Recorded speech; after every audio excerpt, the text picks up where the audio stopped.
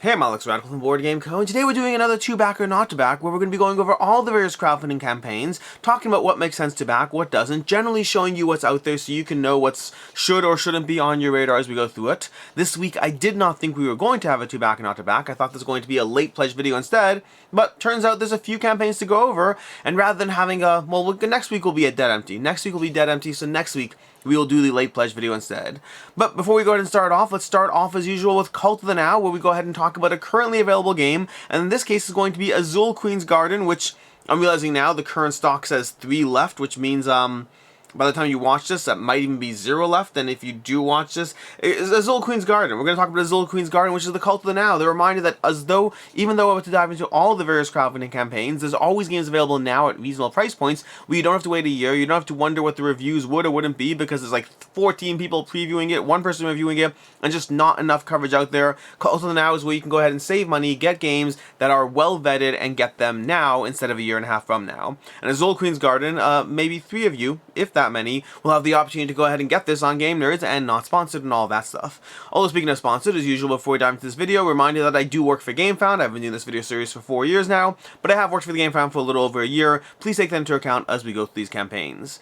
Now starting off the bat, we're going to be starting off with Board Game Adjacent over here, and that's going to be colorful inserts with original artwork for Popular Games 3. This is a bunch of inserts for, as it sounds, popular games. We have, Tiny Epic Cthulhu, which is currently on crowdfunding. We have Machina Arcana, we have Septima, we have Stars of Icarios, tons of games that are going to be on this. Voidfall, Woodcraft, Kutnohara, Sword and Sorcery, a whole bunch of campaigns, 448 backers, $31,000 raised, 29 days to go, a bunch of options over here to go ahead and jump in on any of these. They are not going to be the cheapest. Many of these are going to run you the cost of the game, and in some cases even more than the cost of the game, but they are going to give you nice branded inserts if you're looking for that, and so that's going to be colorful inserts with original artwork for popular games over on Kickstarter.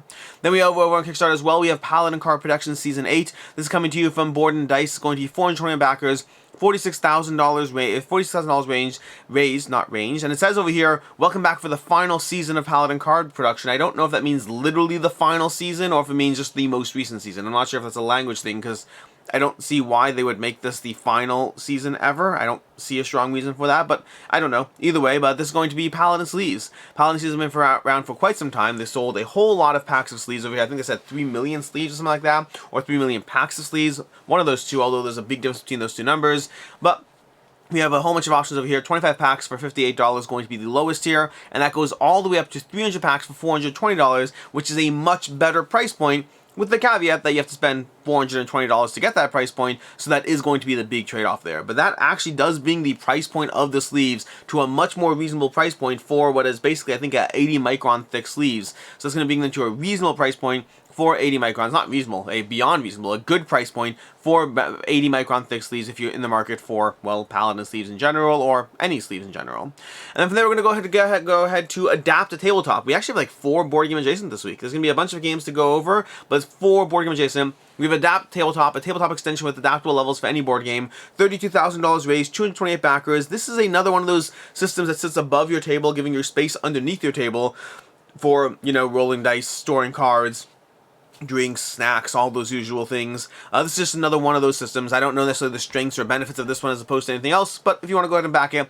it's going to be over on Gamefound. And then additionally, we have the MAXIM, the Maximum Premium Board Game Table, with $44,000 raised, 44,000 euro raised, only 8 backers, because, they're board game tables, so it looks like people are paying a lot of money. The math there seems off, though, because it looked like the average table would be, I guess not that crazy. It looked like the average table would be in the range of 4,000 euro or so, and that would bring it to 32,000 euros, so if one person is getting a few extra things, it's not the craziest. But I do recommend checking out this table. The table does look very cool. It seems to have, if you watch the video, it has leaves. It has table leaves, which I don't usually see for a board game table. So it's going to give you variable sizes as you slot in a full leaf for a board game table. It does look very cool. I don't know much about it past that, as far as, I haven't had a chance to see the table, try the table. I do like the legs underneath. They look, that overall design does look nice. You could bump your legs into it, but it does give a firmness to it. Either way, overall, I do like the look of the table, but again, this is not a review so much as just saying, hey, from all the tables I see on crowdfunding, this one did look pretty cool, and you could join 8 backers who are currently backing this, and, it's going to be a short production time for this one. Then we have over here in Board Game Updates. Board Game Updates is going to be Nemesis Retaliation. Not going to be a major update on this one because I'm going to be doing a full Should You Back It later this week. probably in like a day or 2 days. 2 days from now. 2 days from now, I'll be doing a full should you back it on this campaign because, frankly, we have 3 days left to go, and that means it's not a ton of time. But Nemesis Retaliation, currently the most funded game on Gamefound ever, currently the most funded tabletop campaign in the past 2 years, I want to say. It's about to cross the most number of backers on any Gamefound campaign ever. I think The Witcher Path of Destiny had the most amount of backers title for all of like a month and a half before Nemesis Retaliation said, and we're back. But either way, they're going to be doing a full should you back it on this campaign. For right now, if you want to check it out on the channel, I have a gameplay on the channel. But as far as the campaign goes, I'm going to be doing a brief overview of the campaign here. Again, we'll do a full coverage later this week. But effectively, Nemesis Retaliation, I talked about it a few weeks ago, or 2 weeks ago, a week ago, whatever it was. But effectively, it's the third iteration of Nemesis. The third in the series. We have Nemesis Lockdown, and now we have Nemesis Retaliation. Nemesis Retaliation being in the fight to the enemies. You're invading various hives, you're wandering around, you're shooting a bunch of aliens, you're back with more firepower, more gunpowder, but you still have hidden roles. You still have that semi-cooperative gameplay where you might all be working together to try to kill the queen, or alternatively, you might also be working together to, I don't know, kill each other. Not really working together so much in that sense, but you might be working to kill each other, or to make sure one teammate dies, or to just get off the spaceship in the lander, which means you don't really care what happens to the players. This has the semi-cooperative gameplay of Nemesis, with a bit more in-your-face gunpowder, and there's a lot of goals over here. There's a lot of, not goals, a lot of pledge levels over here, or to go ahead and jump into. You can spend as low as, you know, $60 and as high as like $900 for everything. But you have the Nemesis Retaliation Veteran Pledge for $299. We have the Core for like $65. Did I say 40? I meant 65. We have Nemesis Retaliation Core Pledge for the miniatures and all that for $109. We have the Retaliation Collection Edition for $189. We have the Retaliation Military Pledge for $229. The Trilogy Pledge for $345, and then the Master Collection Pledge for $900. I will be doing more of a deep dive into this later this week, talking about it more, going through the various items, what you get. The very short version of everything is there's a lot of content here for this game. If you are diving into this for the first time, I don't recommend getting everything. It's just an overwhelming amount of content, and I mean, frankly, it's an overwhelming amount of content. It's an absolute ton for this, and it's going to cost you $900. The flip side is if you go ahead and if you are trying to get your hands in it, this might be the best opportunity to get your hands in it for a long time, because this is the third campaign. So if you're looking for the whole should you back or should you not will hold its value, the short answer is likely yes on most things. Not necessarily everything, but on most things. The miniatures, the extras, the various everything over here is sought after, and they do give you a good bang for your buck on the crowdfunding campaigns. I've seen a lot of people complaining that you don't get the same amount as you did in the original Nemesis campaign, and that's true. Times have changed, crowdfunding has changed, but Nemesis is still a good deal comparatively speaking, based on what's out there, based on the price point of what you're going to pay on crowdfunding, and based on, and of course, again, usual disclaimer, I work for Gamefound, which is just worth doubling down on that. I've already said it, but worth saying again over here. But nonetheless, I mean, the numbers will back you up. If you look on eBay, if you look on the Board Game Marketplace, for the most part, Nemesis will hold its value overall. That does not mean you should get everything. It doesn't even mean you should get all of everything for one campaign. It doesn't mean you should get all of Nemesis Retaliation or all of Nemesis Blaze Pledge. I think most people will benefit from having the core box and then maybe an expansion or two, and only real diehard people will actually benefit from having all of it. So as tempting as it is, you definitely don't need all of it, even though, yes, it will hold its value. That's what I'm going to get into for right now. Check back later this week for a full dedicated should you back it if you want a full deep dive into the campaign. From there we dive into the new thing, starting off finally with the new stuff over here. We have Darkmatter, we have Moonrollers plus Darkmatter, a Moonrakers double feature. This is basically a mini expansion for Moonrakers, the Darkmatter expansion, which gives you these Darkmatter cards which do nothing on their own but do interact with various crew or ship parts, so it's effectively something that just weeds up your deck and it just clogs your deck up. But the flip side is if you do combine it with the right thing, then it can be more powerful, and if you do get this on crowdfunding on BackerKit, then you're going to get the black foil card art to it as well. So it's a little mini expansion for Moonrakers. And then you also have Moonrollers, a dedicated standalone game in the Moonrakers universe in which you're going to be pushing your luck, rolling dice. You can check out a review and gameplay on the channel if you want to check out that. But Moonrollers is basically a fast, frenetic, push your luck dice rolling experience in the Moonrakers universe. And yes, they have over on the campaign, in the video, they're like, we are, you know, we're not necessarily the first people to do this, but we came up with the whole idea of you can use a board game component from an expansion. From a standalone game, you can use a board game component in the other game. And they actually asked, Zach, in the video, you asked, let us know if you're not the first one to do it. So you're definitely not the first one to do it. I'd have to think which campaigns have done it, but the most basic idea is going to be anytime you have miniature crossovers, whether it's one command campaign to another, whether it's Black Rose Wars, Nova Aetus, there's many times where there's going to be miniature crossovers. As far as non-miniature crossovers, Honestly, I haven't thought of it, but I'm 99% sure it's been done as well. But that doesn't mean you didn't come up with it too. It just means other people came up with it too. So that's all. That's all. I happen to not like it as a side point. I happen to not like having to reach into one game to get components I need for another game. I find it a little more tedious. But either way, this is going to be Moonrollers and Darkmatter Moonraker's double feature. It's $547,000 raised, which is absolutely insane for the minimal amount of coverage they gave to the campaign. Just the less everything. People always complain about IV games that you get plastered with their ads 24/7 for 7 months before the campaign. That did not happen on this one, and they still came out in full force. Backers came out in full force to back this one, so I guess if you build a strong enough community and put something out, people will come for that game. Speaking of which, you can get Moonrollers for as little as like $35 or $40, whatever it was. We'll come back to the campaign shortly. But you can also get it for like, $100+ if you're willing to buy the upgraded box, then the dice tray. If you're willing to buy the metal dice, or not necessarily metal dice technically. Technically they're something else, another material, but they're metal dice. Well, they're not metal. We'll get to it. But Moonrollers over here, $30 for the game, so not $35 or $40. $30 for the game over here. It's a push your luck dice game. Roll dice, collect crew, try to get as many points as possible. Trigger endgame eventually with having either all 5 crew or 3 of a kind. But that's basically the idea. It's just push your luck gameplay over here. And then over here we have, as far as dark matter, like it says, a little expansion that will give you those dark matter cards, and then ship parts and crew that will work together with those dark matter cards. And it'll give you the crowdfunding exclusive, which is the holographic cards, black foil for crowdfunding. Basically, you can get this pack now or later, and you'll probably get it for a bit cheaper later, but you won't get that deluxe black foil on your cards. Speaking of which, as far as Moonrollers is going to have a box foil, it's going to have the token foil, it's going to have the holo cards, all for the same price point as getting it now versus later. Again, you'll be paying shipping now, so you might be able to get it a drop cheaper later, but the same idea, they are just giving a bit of premiumness to the game, so you're paying roughly the same price point, plus a little shipping, but getting that extra, crowdfunding exclusive quality or whatnot. Then we have over here, we have the aluminum dice over here. It's going to be 12 metal dice for $50, which again is a lot of money. You do not need those at all, and definitely don't roll those on like wooden tables and whatnot, but comparatively speaking to other metal dice out there, it's not the craziest price point, not by a long shot. $12, $50 for 12 metal dice is a fairly reasonable price point, all things considered. We have $15 for the tray over here. Not my personal favorite design. It looks okay, but and they say over here, don't roll your dice on the table. It's not called table rollers. It's called moon rollers, and you're not rolling your dice on the moon. So what does that have to do with anything? So I'm just picking at them. Honestly, as usual, Ivy Games has done a great job with the campaign in terms of the production, the presentation, the videos, all the things they've done. As usual, they're knocking out of the park. I'm just giving them a hard time because I'm giving them a hard time. Then over here you have the bigger box over here, the Atlas box and mat. This is basically $15 extra, but it lets you store everything into a single box. If like me, you're like, hey, I kind of want the playmat, but I also don't ever want to keep the playmat separate from my games. This will allow you to keep the dice tray, the playmats, kind of everything all in one box. And you can also get a set of extra dice for $10 as well. Basically, you can spend a lot of money on the game if you're looking to. Or you could just spend $30. That's all you have to do, $30.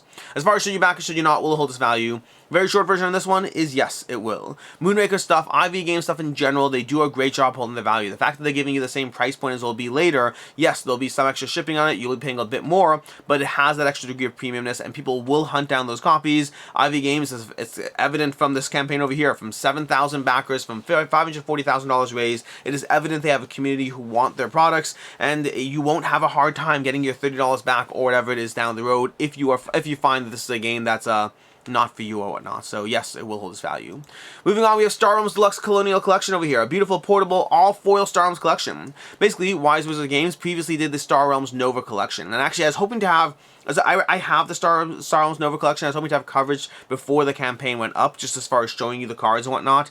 Or maybe reviewing Star Realms too. I don't know if I've ever reviewed Star Realms on the channel. Maybe I'll do a review as well. Maybe, I don't know. But either way, I will not have coverage before the campaign ends, but I will have coverage before the late pledge period, or I'll try to at least. So if you do want to wait on that, by all means. But basically, the Nova collection that Wise Wizard Games put out a while ago is a all-foil version of Star Realms. And the Nova collection was the first bunch of packs, whatever, is the base game of all the Crisis packs, things like that, giving you absolutely everything all completely foiled. In a giant box, by the way, that was way over the top. And then, as far as the game itself, not as far as the game, that's basically it. That is a foil version of Star Realms, and the Colonial Collection is going to be giving you more content for Star Realms, all foil, so giving you more content, giving you a little box as well you can store it in, so you have more of a travel size to it, and the box unfolds to be the actual playmat itself, so very premium in that sense. A bunch of score dials, 234 foil cards, dividers, all those things. This is just continuing that, if you want your entire Star Realms collection all foil, this will be the next thing you need. As far as the reward levels over here, You're going to have $59 for just the foil cards and dividers tier, nothing else. You're going to have, if you want sleeves, it's going to be $79, so basically an extra $16 for the sleeves. I did that math wrong. An extra $14.59 to $79, an extra $20. It's actually easy math. An extra $20 for the sleeves. We're going to have the $89 for the full collection over here with the box as well, and then $109 for the collection with sleeves, and then over here we have the all-in for $189, and then we have the all-in with sleeves for $229. Basically, sleeves are costing extra, and the question is, do you want the original base game, do you want the box and the extra tokens, or do you just want the budget and just want the cards? Now keep in mind, if you have the Nova collection, you might only care about the extra cards and stuff because you're like, hey, it's going in a large box anyway, although you might want the travel box that goes with it as well, so a bunch of options to consider as you go through this, or maybe you don't have the Nova collection and all you want is just the box and the expansion stuff. Basically a bunch of options for you to consider as far as what you get over here. As far as should you back or should you not, will it hold its value? Well, first of all, Star Realms on its own, because I didn't really talk about it all, because I'm focusing on the premium foil copy of the game. Star Realms on its own is a fantastic deck building game that has just been around for a long time and has just done an incredible job at just growing and growing and growing. It spawned Hero Realms, it has spawned a whole digital app, it spawned foil collections. It has done an incredible job for just from going from a tiny little box that just completely took the industry by storm, and just it's been all over the place since then. I personally think it's one of the better gateway deck builders out there because you head-to-head deck building as far as just, grab a bunch of cards, combo them together, take down your opponents, build a few bases, outposts, things like that, all while trying to power through. It's just a fast-moving, easy to pick up and play deck builder, and the expansions do make it a little harder to table. It takes away a drop from the accessibility of how quick it is to table, but it does add new things and more cards and more content to the game, including solo and cooperative mode as well. This over here is just a foil collection, so it's more about the premiumness of it as opposed to the game itself, but yes, you are also getting a game, so it's worth talking about it. As far as should you back, should you not, will hold its value. Short version is if you look at eBay, if you look at the secondhand market, in general, the Star Realms Nova collection is selling for roughly what people paid for it, and that's if you're selling it brand new. Meaning, if you already opened it and used it, then there's gonna be a drop of a hit there. Plus the fact that you are already taking a hit on whatever fees you pay, whatever platform fees, plus shipping. So the short version is, there's no short version. I said short version twice, I'm just giving you the whole spiel, but basically this one will mostly hold its value. You will be able to sell it for roughly what you paid for it, but you're going to take a hit on fees, you're going to take a hit on shipping, and that's all if it's new. You'll probably take a hit as well if it's open and used. So it's an okay back if you're risking it or whatnot. You're not risking a ton of money, but you likely will not be getting your full amount of money back if this is a game that's not for you. Moving on, we have Tiny Epic Cthulhu. $350,000 raised, 8,673 backers, 11 days to go. I'll admit, I thought this one would be doing better for Gameland Games. Gameland Games in general, they have their Tiny Epic series that I believe started with Tiny Epic Galaxy and has had a million versions so far. My personal favorite still being Tiny Epic Vikings, which I do need to review for the channel at some point, but overall they've had a lot of games and I haven't played all of them. I've played, I think, most of them, maybe 2/3 or something like that. But Tiny Epic Cthulhu is going to be one that people expected for a long time, giving you, well, Cthulhu in a Tiny Epic box experience. Their last campaigns have been all over the place, from, their Tiny Epic Dungeons bringing in 20,000 backers or whatnot, made the $2 million, some insane numbers. Tiny Epic Pirates before that doing very well, then crescendoing with Tiny Epic Dungeons, then seeing a bit of a drop with, I think it was Tiny Epic Detective, and then we had after that, there was Tiny Epic... There was something else after that. Tiny Epic Vikings, which I already mentioned. So they've had a bit of a up and down, with the dungeon one being the top tier. And I thought Tiny Epic Cthulhu would be in the dungeon range. Just hey, it's a classic theme, it's been done before. I thought this would be one of their smash out hits, because as much as innovative themes do, as much as people ask for innovative themes, at the end of the day, people back themes that are not innovative, that have been done and done and done because they are classics for a reason. People want Cthulhu games, people want dungeon crawlers. It just is what it is. But as far as Tiny Epic Cthulhu, it's going to be a cooperative game of spinning madness for 1 to 4 players. You're going to be trying to manage your madness, manage the various things that are spawning, utilizing a spinner, yes, a spinner, and it is smart of them over here. They have over here a quote from Rado that really focuses on the spinner and how it really adds to the gameplay. I think that's a smart thing to focus on to a degree. The potential downside is it kind of drastically reminds people that there is a spinner.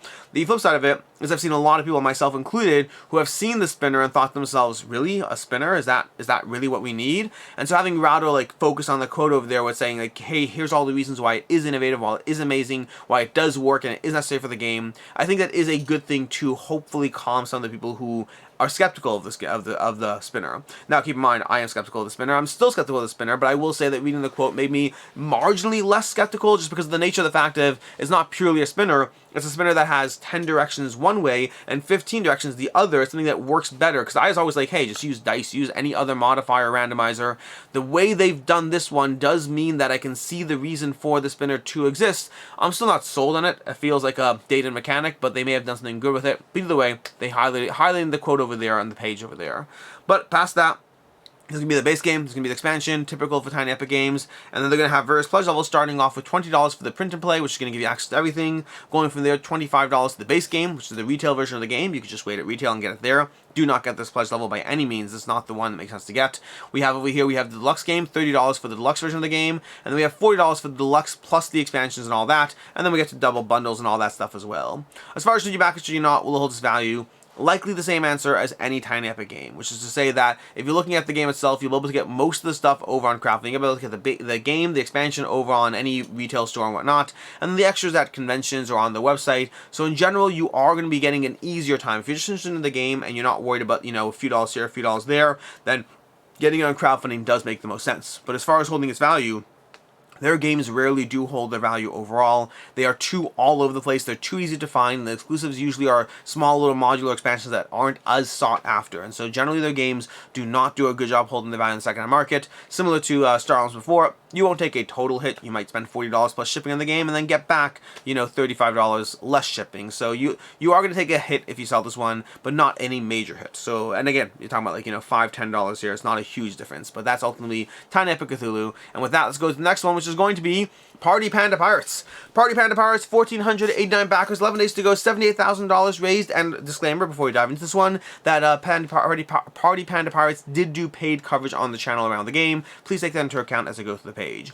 But this is basically coming to you from Detestable Games. It's going to be a party game set in the, meant to be reminiscent of Mario Party as far as how the game operates. You're basically going to have this little ship in the middle, you're going to be pointing it towards islands, and then selecting various little mini games, all while your pirates bounce around over here trying to collect various chests on this upper pirate hat top of the board.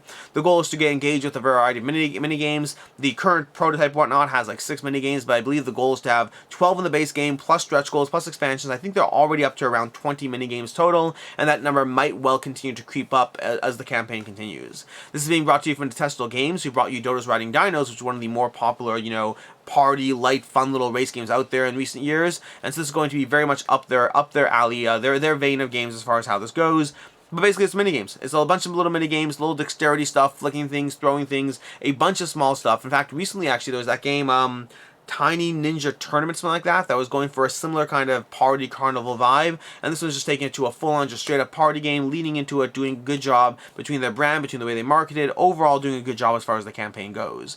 As far as the pledge levels over here, you're going to have a bunch of options for a variety of extras and things you get for free if you're previous backers. I'm not going to go into all the nuances of it because, well, it's a lot for a lot of small details. But basically, you have the $29 for the retail edition of the game. This is actually not a bad price point. You will be paying shipping on it, so they can into account. But otherwise, I think you're still paying more than getting, meaning you're saving $6 compared to retail, but you're paying more than that in shipping. So I think if you're just interested in the retail, I would still encourage you to wait for actual retail. The Deluxe edition of the game is going to run you $59. There you're saving $21, so it's more of a savings. The issue there is more about the accessibility, because the savings is going to be washed out by what you pay in the MSRP discount and shipping. But past that, you are getting easier access to this one. Otherwise, you might not have as easy of a time getting your hands on it if you don't get the Deluxe edition over here on crowdfunding. So I would say that's the main appeal there.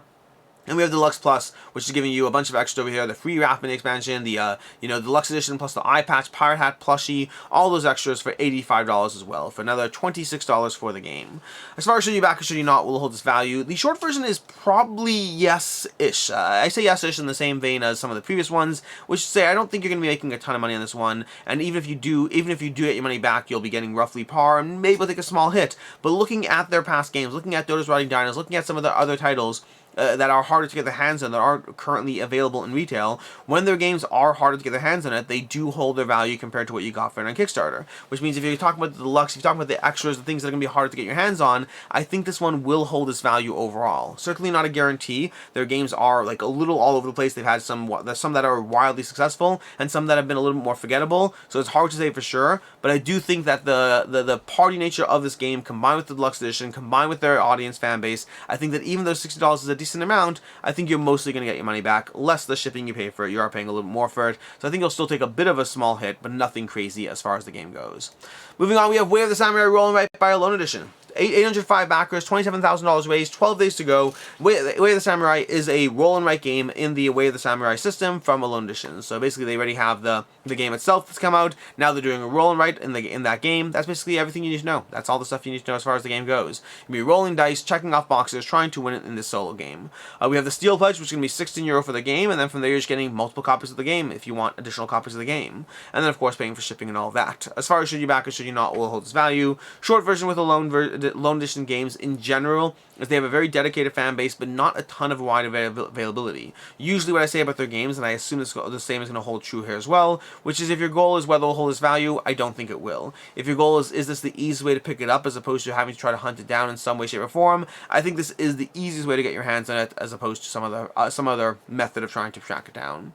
Moving on, we have 1793 Patriots and Traitors from Sound of Drums GmbH. We have €39,000 raised, 443 backers in this card-driven game about the French Revolution. It's going to be a card-driven system, so you're going to have cards, they're going to give action points and whatnot, or multi-use cards, but also events and things that drive the game forward. Typical card-driven system game. This is going to be giving you a bunch of ways, this is going to be giving you a primarily multiplayer experience with a solo and two-player mode as well. As far as the pledge levels over here, let's see if we can scroll down and find them. We have over here €69 for the 1793 Patriots Traitors, and then we have a few other options for early birds or other things. But the primary pledge level is going to be that €69 pledge level. But we also have over here we have €109 for the Illustrated History of 1793 in there as well, and then we have €149 if you want the limited Gamefound Deluxe Edition box for the game. As far as should you back or should you not will hold its value, and then we have some stretch goals and optional buys, things like that. As far as should you back, should you not will hold its value, hard to say on their games. Sounds of GmbH doesn't have a wide retail availability. Their games are hard to get their hands on. What I instinctively for this one, I'm skeptical that it will hold its value at that $69 price point, but I also just can't find enough sales price points on any of their previous games that have been on crowdfunding, and so it's really hard to say for sure, because sometimes there are exceptions. Sometimes there are games that have smaller print runs, passionate audiences, and they do hold their value. The price point versus the content you get, I'm skeptical, but again, I can't find any actual sales or sold listings either on eBay or on the Board Game Geek Marketplace, which means it's just hard to say for sure, so it is a risk either way. Moving on over here, we have Gudnak, tactical expandable card game. And again, disclaimer on this one that they also did paid coverage with the channel. We have 418 backers, 17 days to go, $49,000 raised. Gudnak, a tactical expandable card game. I do highly recommend watching the video on this one. Very entertaining. This is the page in general as they go through things. They did a good job, I don't know, just being funny, whimsical as they went through the page. But Gudnak's going to be a two or four player tactical system as you play cards from various factions onto the table, trying to be mindful of protecting your fort from being overwhelmed by your opponent, trying to be mindful of your cards being taken down. This is going to be a tactical strategic game with quick setup, deep customization as you go through various factions, and then expansions that double the content of the game. The base pledge over here is going to be $39 for the base copy of the game. We have the $79 pledge, which is twice the price, but twice the content. There's two new expansions, adding twice as many cards, or not twice as many cards, 100% as many cards. It's doubling the amount of cards for the game. That's going to be the $79 pledge. And then we have $129, so an extra $50. That's going to be giving you the both playmats, the alternate art cards, and all completed stretch goals, including both expansions, basically everything for the game. As far as should you back or should you not will it hold its value, I'm skeptical it will. Overall, they're doing a great job for the campaign. They're doing, 418 backers, $50,000 raised, and 17 days to go, so there's still plenty of time in this one, which means for a first-time creator, I think it's a first-time creator. For a first-time creator, maybe. Let's see if we can scroll and double check this. Sometimes I assume and don't double check. For a first-time creator over here, they're doing incredibly well at $50,000. But the flip side of it is it's still a game that's going to be a head-to-head card battling system. Those games tend to have a harder time holding their value or sticking out in the second-hand market. Some do land, some do. Most do not. Card-driven head-to-head systems are a very common thing that is crowdfunded by first-time creators, and that means that they do have a harder time sticking. The flip side of that is I would say this campaign is doing better than I would have thought it would do, and so I think that overall they are already doing what needs to be done as far as getting the initial audience in. So I'm skeptical it will. I'm still skeptical it will, but it could go either way on this one. But I would say that as far as should you back, should you not will hold its value. I think if your goal is to get the game, this might be the easiest way to get your hands on the game. But if your goal is to if it's not for you, to see if you get money back on that one, I am skeptical that you will on Gudnak. Moving on, I think we have two more. We have two more. We have the Battle of Versailles from Salt and Pepper Games. €8,000 raised, 274 backers, 23 days to go. This one's doing not nearly as well as some of Salt and Pepper's previous titles, although part of that is I think that you can get this game already. Like, I've seen people with a copy of the game, I'm pretty sure final, like at PAX Unplugged, I'm pretty sure they're selling it. And then additionally, I think this theme is a bit different. This game is giving you a bit of a, a fashion theme, but on top of a tug-of-war, two-player head-to-head war game. Sorry, just pausing because I heard stuff. But no, it's just, 2 o'clock in the morning, so if I hear stuff, I pause. But anyways, so this is basically giving you that fashion kind of theme, but on top of a tug-of-war war game mechanically. This is coming to you from Salt and Pepper Games. Their last games have been very much in that war theme vein. I am intrigued by this one. One of the testimonials, and it's just a testimonial on a crowdfunding page. You shouldn't read too much into them. But one of the testimonials was basically like, this is the best, tug-of-war since Watergate, and Watergate's one of my favorite in the genre, so that certainly captures my attention as far as the game systems go. But either way, and I still have the Hunt. I have to play the Hunt. I read the rules. I'm ready to play the Hunt, but I have not done so. They've been putting out a bunch of these 2-player head-to-head small box experiences. But the Battle of Versailles, a bunch of coverage in the game already exists. Thinker Theme is very into it. A bunch of channels are very into it. So there's been a lot of positive coverage around the game, which is, makes it an easier conversation considering the cheap price point on the game. But as far as should you back, should you not, will hold its value, all of that. The price point is €25 for the game. Generally, their games are distributed by 20th Century Games. I assume that will hold true as well. I'd be surprised if it wasn't picked up and distributed by 20th Century, which means the price point and the lack of exclusives means if you just want the game, wait till it shows up at retail. Wait till it shows up at retail, and depends where you are, of course. Sometimes it'll be easier to get on crowdfunding, depending if you don't have that retail availability. But if you've seen their previous games at retail, then you probably can safely wait to retail to get your hands on this game. There's no real extras to getting it. What there is as an extra is the option for getting the take a seat for an additional cost. So it is an additional cost. You're not getting it as a freebie, but if you do spend €45, you'll also be getting Take a Seat, and I'm less confident, I'm not saying it isn't, but I'm less confident that that would be picked up by 20th Century Games for distribution as well. It's hard to say for sure. 20th Century has been distributing their main games as far as Salt and Pepper's crowdfunding titles, but I don't know whether they would be doing so for Take a Seat. So, and it's from the same designer of Battle of Versailles, so if you want that one as well, that's one of the main arguments, past, of course, lack of retail availability, and, of course, supporting the publisher for all of that. But that's basically going to be Battle of Versailles. It's going to be a game that I don't think will hold its value, not based on what it is on its own, but Salt and Pepper have been putting out a bunch of consistent games, and if you are interested in this one, well, you can wait till retail, or you can back it on crowdfunding.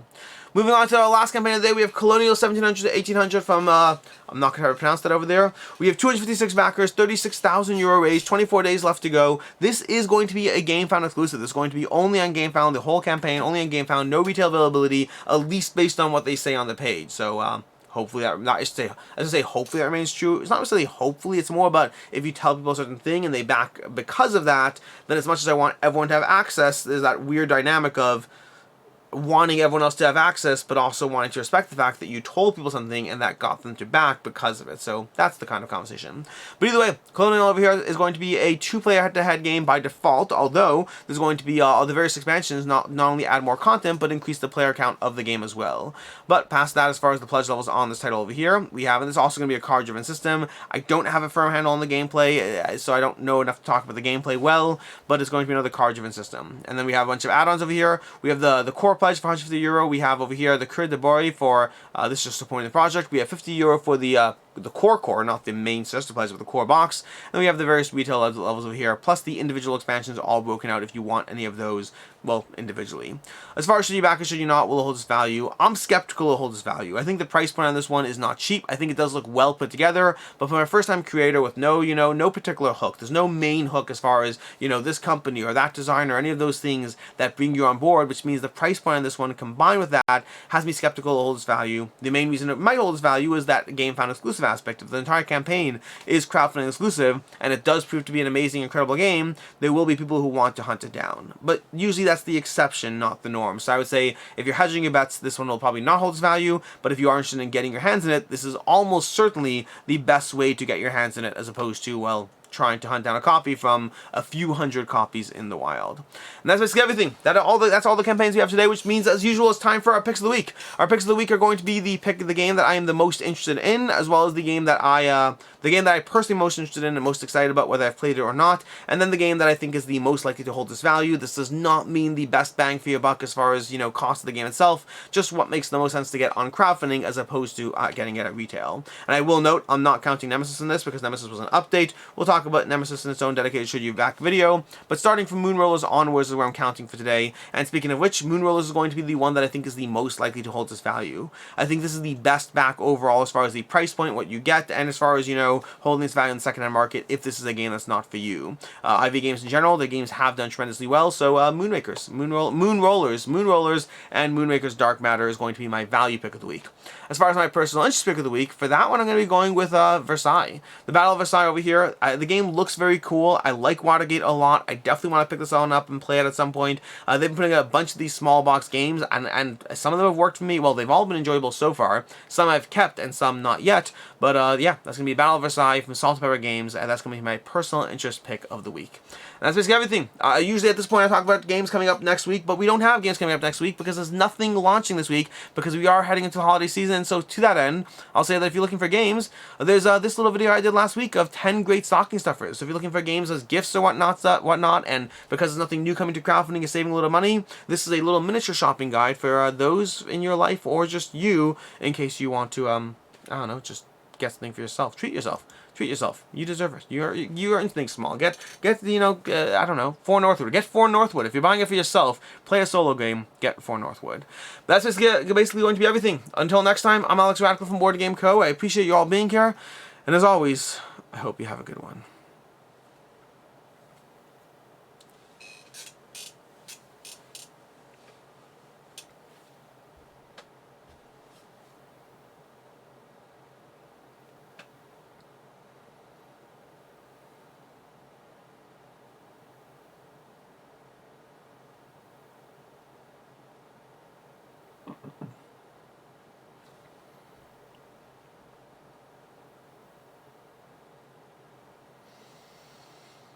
An Englishman, a Scotsman, an Irishman, a Welshman, a Latvian, a Turk, a German, an Indian, several Americans, including a Hawaiian, Alaskan, an Argentinian, a Dane, an Australian, a Slovak, Egyptian, a Japanese, a Moroccan, a Frenchman, a New Zealander, a Spaniard, a Russian, a Guatemalan, a Colombian, a Pakistani, a Malaysian, a Croatian, a Chinese, Sri Lankan, a Lebanese, a Cayman Islander, a Ugandan, an Honduran, an Israeli, a Peruvian, an Estonian, a Serbian, a Brazilian, a Portuguese, a Mongolian, a Bolivian, a Cook Islander, a Micronesian, a Canadian, a Qatari, an Azerbaijani, a Romanian, a Chilean, a Ukrainian, a Costa Rican, a Bulgarian, a Serb, a Swiss, a Greek, a Singaporean, and Italian all walk into a fine restaurant. The maitre d' takes one look at the crowd and says, "I'm sorry, I can't serve you without a tie."